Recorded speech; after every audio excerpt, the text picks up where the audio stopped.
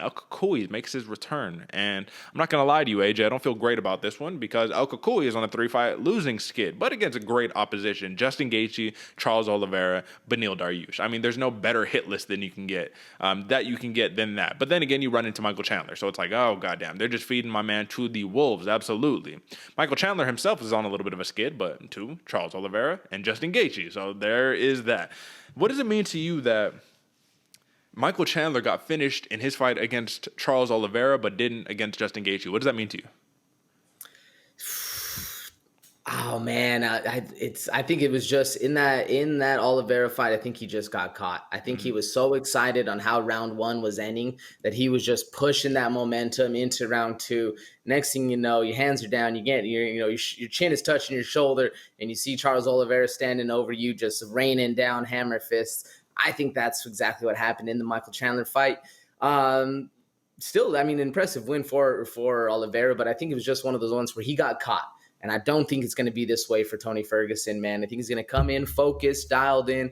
And Chandler, he isn't one of those fighters that usually fights off of emotion, man. He's usually staying in there. And now it's the exact opposite with Tony Ferguson, man. Tony Ferguson's coming in pissed off, crazy, and with a chip on his shoulder. I think everybody hates him. He hates everybody. So we're going to see a big clash of dynamics right here, man. And to me, just the biggest difference was just that Michael Chandler got caught in that Oliveira fight, man. Do you see any other big difference right there? You know what? No, I kind of agree with you there, but I do think it's also telling the amount of damage he was able to take from Justin Gaethje, but wasn't really able to. I mean, obviously it was quick. You get caught, and then you a couple ground and pound, then we call it off. It's over. But yeah, so it's like Charles Oliveira put a little more pace on him, a little more pressure on him. Justin Gaethje was a little more methodical, right? This is the big thing for me for Tony Ferguson, though, man. You've been hearing him talk a lot about I've been surrounding myself around the wrong people, the wrong mentality. I need to go do this. I need to be around better coaches. So it's constant flux. We're going here, and then we're going there, then we're going here, then we're going there. So there's no stability right there. You're not able to build on something. That, to me, seems like a problem because Michael Chandler, out of Stanford MMA, over there with Henry Hooft or whoever he's rocking with, man. I mean, listen, man, he's searching for that win. He's currently, 1-2 in the UFC. That big win over Dan Hooker, lost a couple. He's looking to get back in this win column, looking shredded, looking like he's on a little too much acai, if you ask me, but I'm not, listen, who am I? But this is the key right here. Michael Chandler puts on a ferocious pace in round one. We know this. We've always known this, right? If he's able to put that pace on Tony Ferguson, can El Kakui survive the first round? I think so, man, because El Kakui, he's a dog in there as well, man. He is, if anything, time tested and war beaten, bro. There's El Kakui. If he's one of the few guys who's willing to stand in there and get bloodied up and stay with the fight, man. He's almost on that Diaz level, even the Clay Guida or even the Darren Elkins level where he gets bloody, he gets better. And especially once he gets a little bloody, he gets you a little bit bloody. Those elbows get a little sharper. Those submissions get a little bit deeper. So I think if Michael Chandler, if I think he can survive. I think Tony Ferguson can survive that first round. And if Michael Chandler goes a little too wild and starts really dipping into that gas tank like he did in the Justin Gaethje fight, then we're going to see some interesting things unfold, man. If that's the case, that's where the fight really starts in that round two. Well, that was my whole question right there is if Tony Ferguson survives round one and Michael Chandler, what we saw against Gaethje, man, he really dropped off in that round two. This is Tony Ferguson. I mean, that's his opportunity to really capitalize. But El Kakui today, right? The 38-year-old El Kakui doesn't really have that same pop in his shots. At least it doesn't seem like it. He doesn't have that one-hitter quitter in you. He still has the submissions, right? I mean, I think he was trying to lock up a nasty Darce on Justin Gaethje, right? Didn't really end up working out. You ended up just getting taken down. But this is the question. So Tony Ferguson, great wrestler, right? I mean, he talks about his wrestling. He's an old-school wrestler, whatever. Michael Chandler, really, really good wrestler. But Michael Chandler is only a good wrestler when he actually uses the wrestling. That's the thing. Is he fall in love with the hands. He doesn't want to use the wrestling. Tony Ferguson, though, he kind of has a knack for ending up in his guard and trying to play in his guard. I don't think that's a good idea against Michael Chandler. What do you think?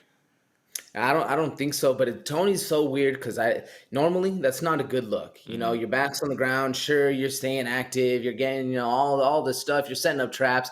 But the one big difference with Tony Ferguson that I like about him, he stays with the elbows, man. He throws those elbows any chance he can get, and his are sharp too. So he'll cut you up even from bottom. One of the rare dudes that can actually get that done. And it actually reminds me a little bit of when Tony Ferguson fought Kevin Lee. And Kevin Lee, great wrestler himself too, right? Was putting it on Ferguson. Ferguson. Next thing you know, he ends up getting choked out, and that was it, man. Elbows from the guard, all that. It's very reminiscent to what Marina Rodriguez did to Carla Esparza, actually, when they fought, man, where Carla Esparza was on top the whole time, but Rodriguez was just throwing a bunch of elbows off the bottom. Another Muay Thai specialist right there.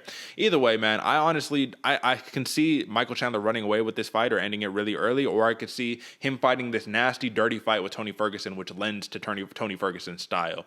If El Kakui can make his return, that'll be a great thing, but I think Father Time is against him, AJ. I'm going to be honest with you. 38 years old. You could have all the mentality in the world, let's be honest, brother, but Father Time is undefeated. So with that being said, Chandler's a heavy favorite, minus 410, plus 320 comeback for Ferguson. But let's talk props. If we want to Ferguson, just to see by submission, right? Let's just see. Plus 750 for a submission on Tony Ferguson. For a TKO for Michael Chandler, plus 110. Now, this is the thing that I want to tell you, AJ.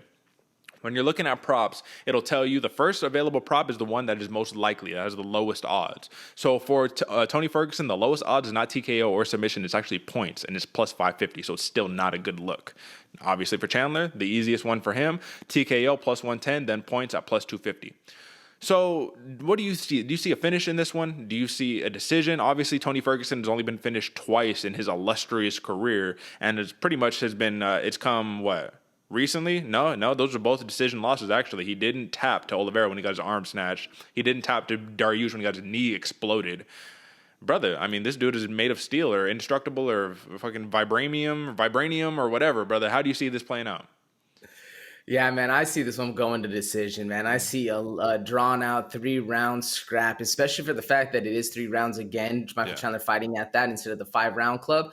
I see you just chaos, man. And the more the more Michael Chandler dumps that gas tank in that first round, the better it's going to lean towards Tony Ferguson going in. But I'm a big El Kukui fan. Man, I love Tony Ferguson, especially when he was in the era, with the shades on, going for, Khabib, had everybody pissed. He had everybody inside, repping Mexico. Like, I was a big Tony Ferguson fan, man, but I think he's stepped off a lot. He's fallen off a little bit, and I think it's Iron Michael Chandler's time.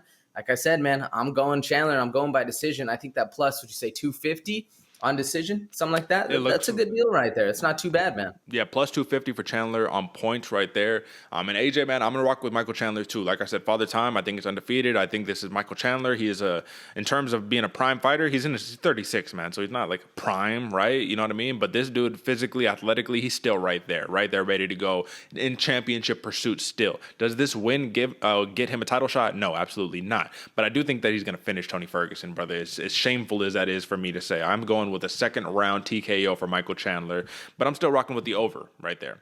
So for that prop, plus 110 on the TKO, a lot better than minus 410. I think, to be honest though, because this is such an up in the air fight, minus 410 might be the safe play for Michael Chandler, but I'm going to rock with the upside, plus 110 TKO Michael Chandler. Let's get it.